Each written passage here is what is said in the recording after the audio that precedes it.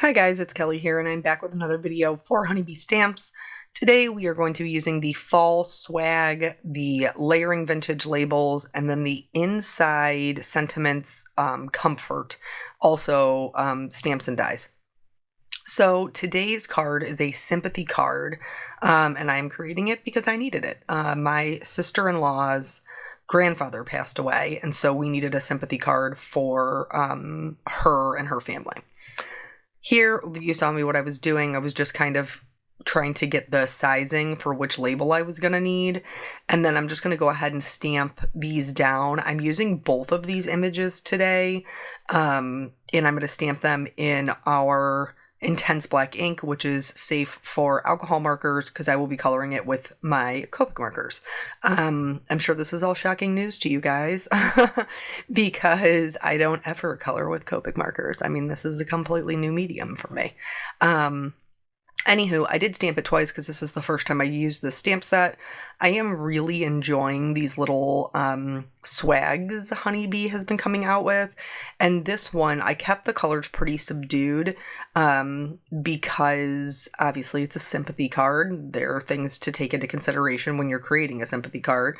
But I do plan on using this again in another card where I can color it really fun fall colors.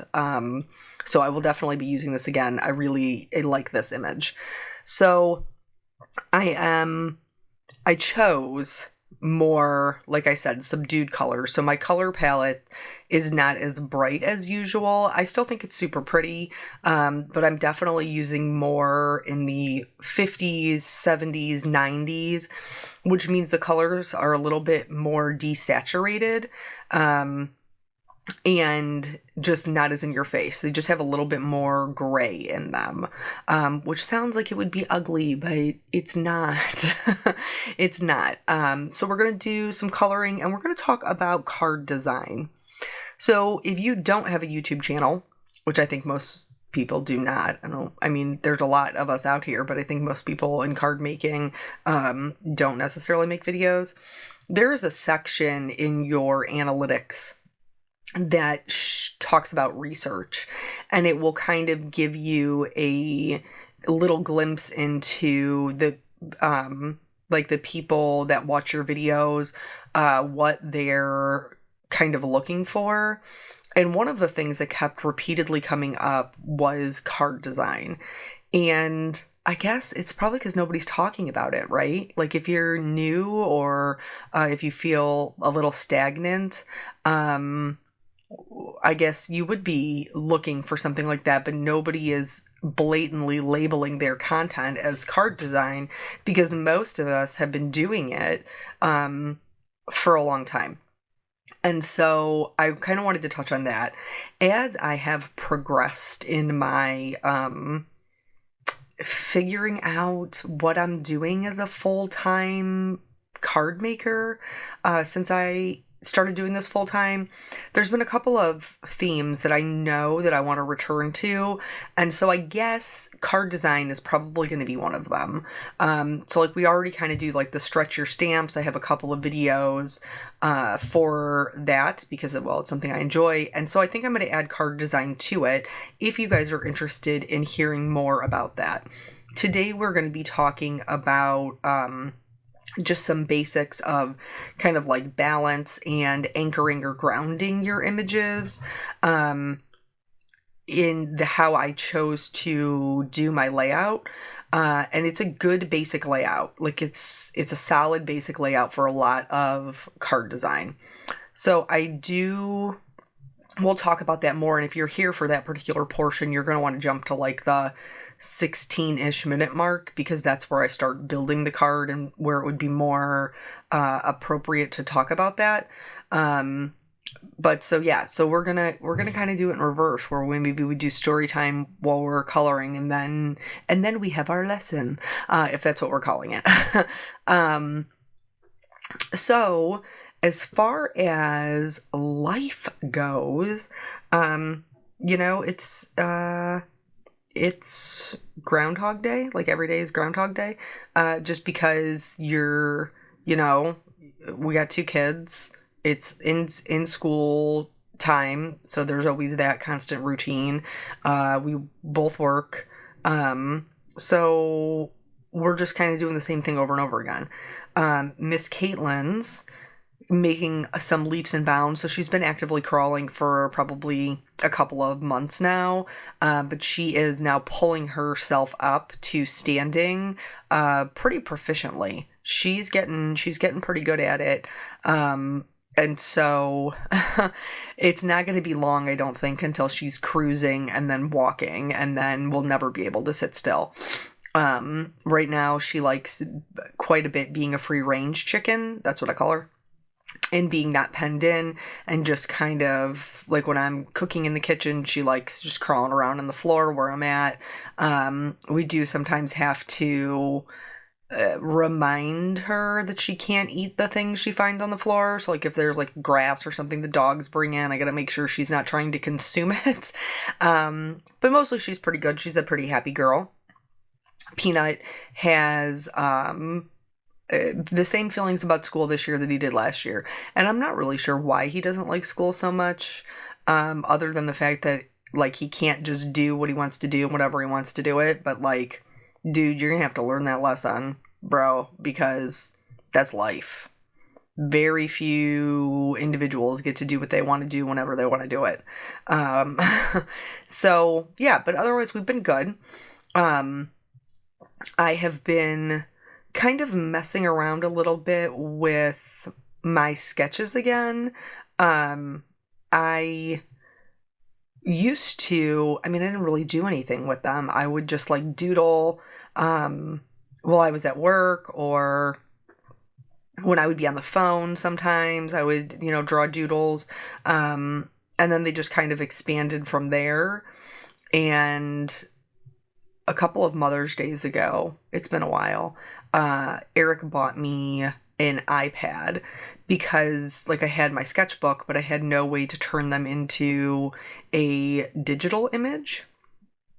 And I didn't know how. To be quite honest, I'm a Android, not an iPhone, iPad. I'm not an Apple person. That's basically the gist of what I'm saying. And so I didn't really know how to kind of make those things happen.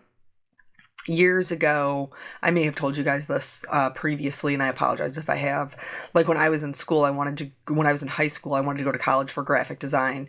And I went to one school, and looked at the cost of the program, and that was that.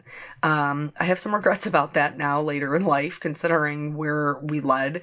But also my previous career, which I still do part-time, was very fulfilling and led me to a lot of other opportunities and to my husband, ultimately.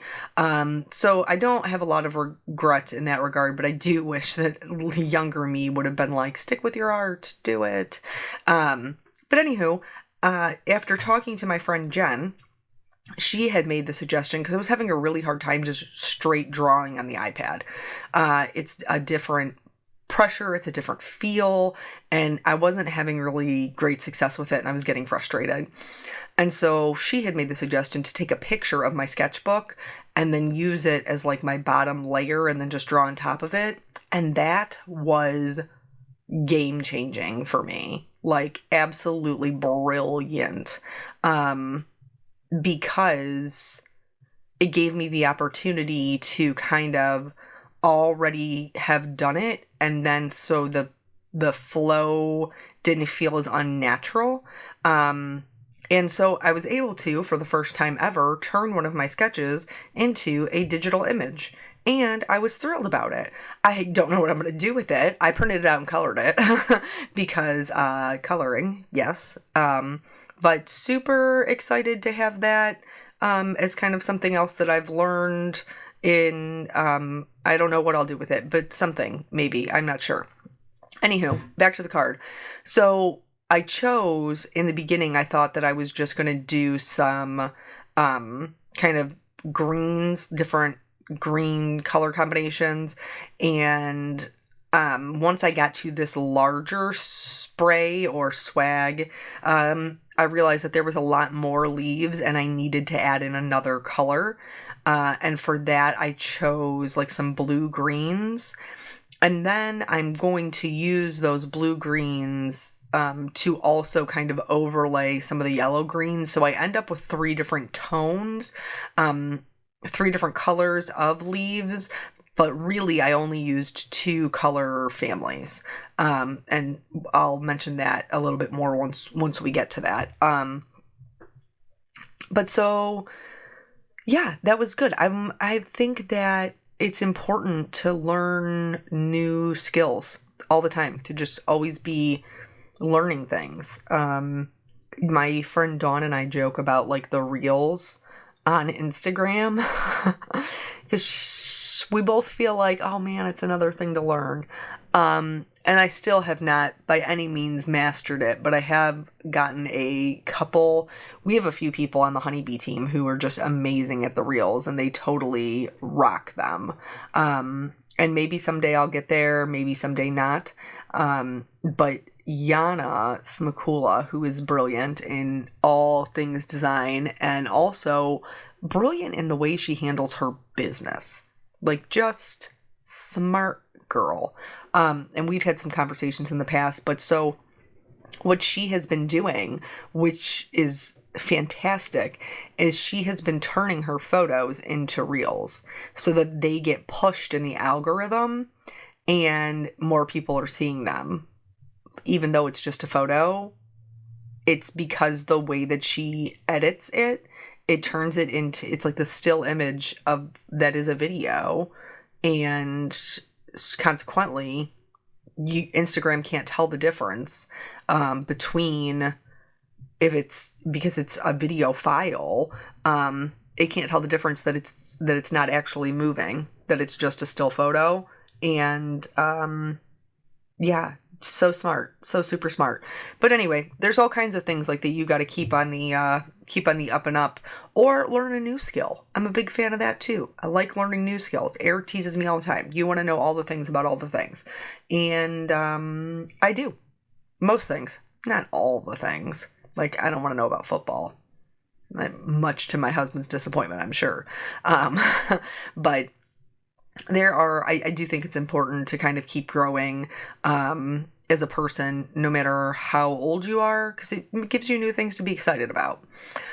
So here is where we're going to do that color glazing. I've just chosen my mid-tone, and I'm going to go right over 2 of those yellow-green leaves in this arrangement, and then I am going to go over just 1 of the leaves in the other arrangement, just so they're kind of matchy-matchy. You guys know how I roll. I like for things to be pretty matched up and look cohesive and like they go together.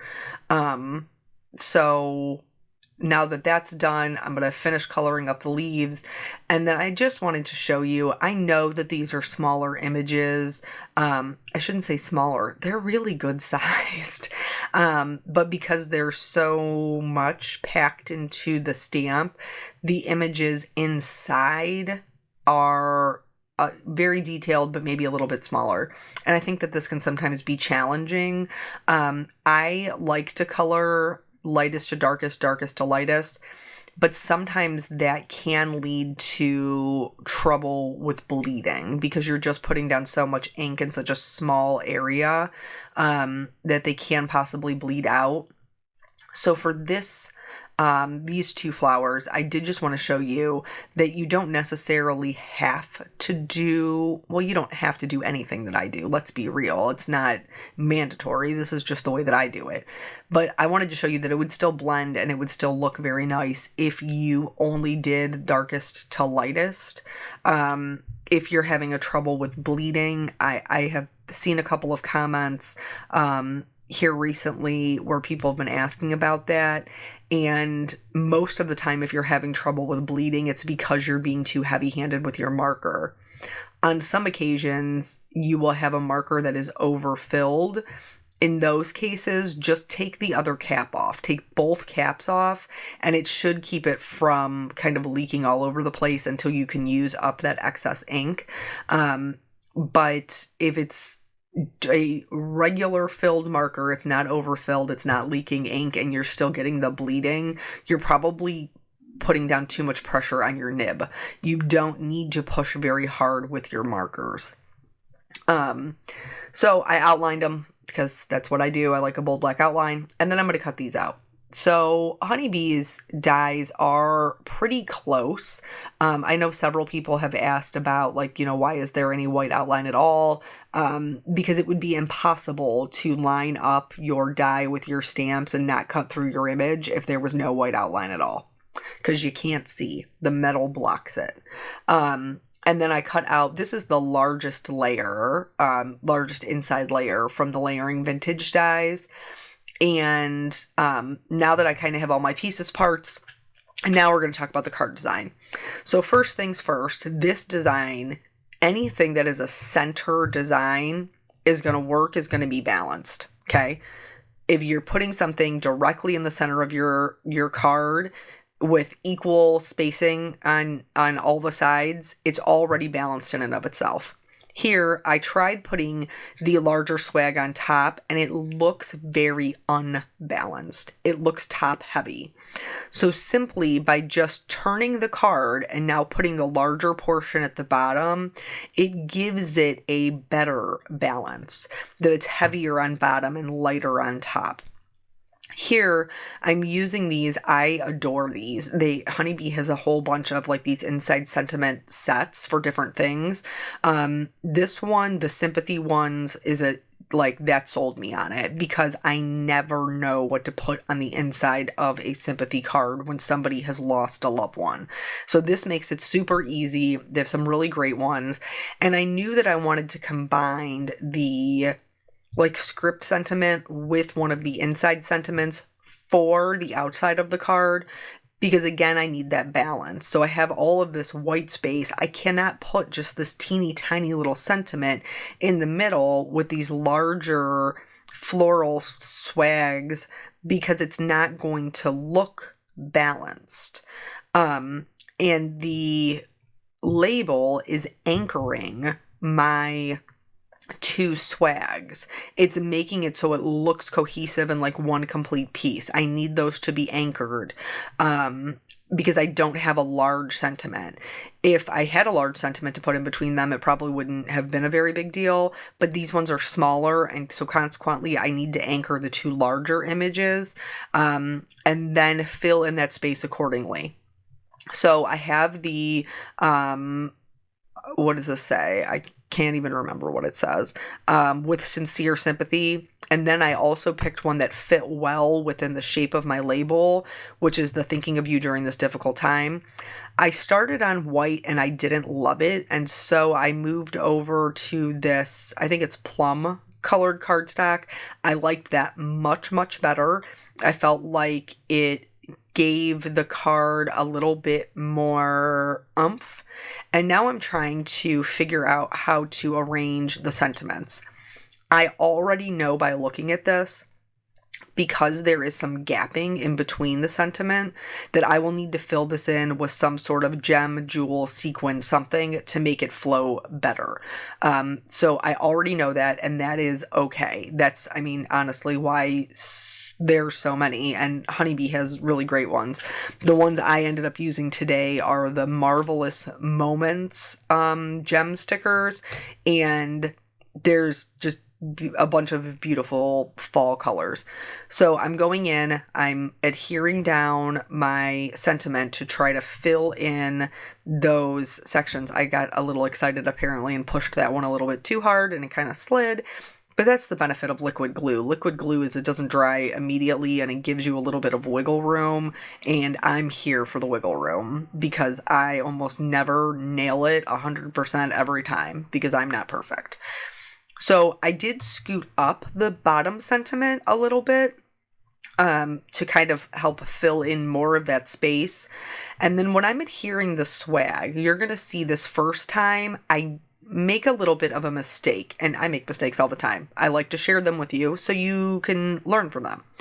But so while I was pushing it up and I was so concentrated on the bottom portion of it being on the card, you can see that the bottom swag is up higher on the left than it is on the right. So I need to fix that so my whole image doesn't look off kilter. So I got the top one straight, and now I'm looking at it and I know I need to turn it. Again, another benefit of liquid glue. It did start to dry just a little bit, but not anything that was too crazy. So I was able to pull it up, and then I'm just going to adhere it right back over that same spot. So even if there had been a boo-boo, it wouldn't have been a big deal. And now I'm going to hold my anchor in place there, my label, and I'm going to get this lined up so that both of those teal leaves are even on each side and my image is straight. I toyed around with the idea of popping this up on foam, but the reality of it is that when they're going through these cards, and I'm sure they're going to have plenty of cards, I didn't want them to have to struggle to get it back into the envelope in the midst of all the other things they're doing. I don't love the white outline. This is not a secret. And typically the way that I get rid of it is by coloring it in with a Copic marker that matches. I started with an RV69 for this cardstock, and it matched pretty well. And I can see here that the camera looks like it matches exactly, but in real life, it was just a hair too red. I needed it to be just a little bit more purple. And so, like I've told you guys before, don't be afraid to kind of mix to get the tone that you need. So I started with an RV69, and then I ended up going over that with an RV66, which is just a smidge more purple, and then it matched almost perfectly. And so I was really happy with that result. As far as the outline goes, I colored the outside edges using this technique, but I left the inside white because my label is white. So I didn't go around the whole image with this, pretty kind of like maroon plum color, because it just wasn't, that wouldn't have matched the look I was going for, and I was trying to make it look like one solid piece so that everything, again, balanced, cohesive, it looks like a good solid design. So we're finishing up coloring that. I'm super happy with the way that this is looking, and again, putting it down in the center. Even though our swags are two different sizes, we have a very balanced design going on here in the center of our card. So I'm just going to adhere this down flat again, because I didn't want them to have to fight with getting the, anything that was popped up back into an envelope. That's, the purpose of my card is not to make their life more difficult. It's just to let them know that we're thinking of them and praying for them. So I'm going to adhere it down flat. And then the other thing that we're going to do in this video that is a little bit different than what I normally do is we're going to talk about creating for the inside of the card.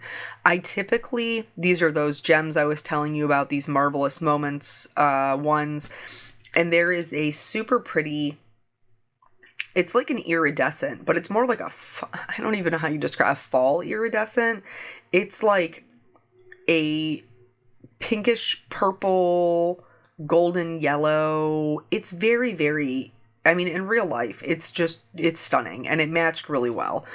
And when I put my gems down, I am trying to create a flow through the entire thing. I need to fill the area, but I also need to make sure that it makes sense and is drawing your eye from the top swag down through the sentiment to the bottom. I am putting a little bit of shimmer on it because that's what I do. And then we're going to go into the making of the inside of the card. I almost never buy note cards. I totally understand people who do, but I typically do not. I typically make my own base.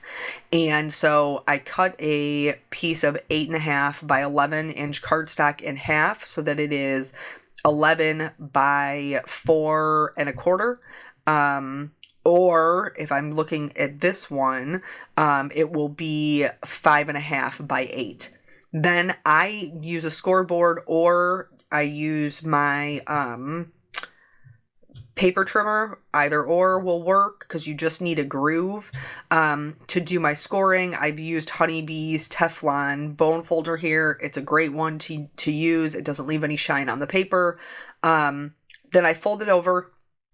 well, you'll see. We're going to stamp first. And I chose 2 of the inside sentiments. I just stacked them together to convey the message that I wanted to convey. I do stamp them flat because I find that I get a much better result and I'm not fighting with like the other side of the card trying to like flap over, or if I have the magnet on one side, the other side's trying to raise up. So typically after I score them is when I stamp them. I did again stamp them twice because it is the first time that I am stamping them. I used black because it matched my outside card, like the stamping that I had done, but you could use whatever works for you. At this point, before you fold your card over, you need to make sure the ink is dry. You could just leave it out for a couple of minutes. I was obviously in the middle of filming, so I decided I was going to heat set it. If you choose to do this and you get a little warping, no big deal. Flip your card over, heat it from the back, and it should flatten out. In order to get my edges matched up, I like to kind of leave it bubbled up and match my corners. And then I gently push it down on the fold before going over it with my bone folder to make sure that it's good. And then I will adhere my card front to it. In this case, this is just real talk. Card fronts photograph better than full cards on bases because they lay flat. And I have not taken my photos yet, obviously, because I'm still in the middle of making the video. So I put some repositional adhesive on it. You would obviously use your regular, real adhesive, but I needed to be able to take it back off my card front.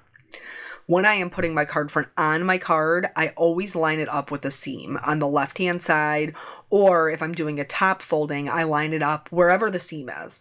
Because if it's not perfect, you can always trim the edges, but if you line it up with the edges, you cannot trim the seam. So those are my couple of tips on this particular card design in general. How did I do the inside of my cards? If you guys have any other questions or you would like to talk about this more, just let me know. Leave me a comment below. Thank you so much for your time. I appreciate you. I hope that you are having a wonderful weekend, and I will catch you on the next video.